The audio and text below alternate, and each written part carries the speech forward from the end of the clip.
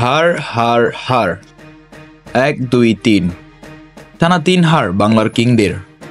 Bangladesh premier league, federation cup, Bangladesh premier league, দুই প্রতিযোগিতার 3 ম্যাচে 3 হার বসুন্ধরা কিংসের। এ যেন নিতান্তই দুঃস্বপ্ন কিংস ডেরায়, ঠিক যেন ম্যান সিটির প্রতিচ্ছবি। টানা হারের পর কোনো সঠিক ব্যাখ্যা খুঁজে পাচ্ছেন না কিংস কোচ ভ্যালেরিও তিতা। ভুল ফরমেশন, খেলোয়াড়দের মিসইউজ, ভুল পাসিং, ফলস ম্যান মার্কিংয়ের ভুলের কারণে মাসুল গুনতে হচ্ছে বসুন্ধরা কিংসকে। গত শুক্রবার বাংলাদেশ প্রিমিয়ার লিগের চতুর্থ রাউন্ডের ম্যাচে আবাহনী লিমিটেডের বিপক্ষে 1-0 গোলে হেরেছে বসুন্ধরা কিংস। সেই ম্যাচে দেখা গেছে ডিফেন্সের ব্যর্থতা, ম্যান মার্কিং চরম ভুল। তবে কোচ ভ্যালেরিও তিতা বলছেন অন্য কথা।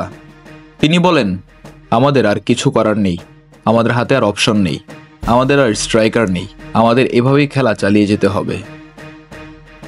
কোচের কথায় স্পষ্টত বোঝা যায় শুধু ডিফেন্সেই নয় বরং ফিনিশিংয়েও সমস্যা আছে কিংসের।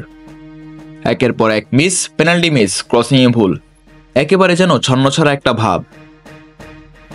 এরূপ গাছাড়া ভাব থাকলে হয়তো এএফসি এলিট কাপে কোয়ালিফাই করাটাও কষ্টকর হয়ে পড়বে বসুন্ধরা কিংসের জন্য।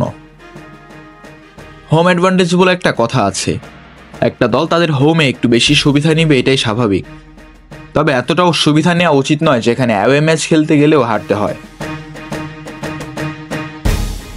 আগামী 27 ডিসেম্বর বিপিএল এর 5ম রাউন্ডে নিজেদের 5ম ম্যাচে ব্রাদার্স ইউনিয়নের বিপক্ষে মাঠে নামবে বসুন্ধরা কিংস।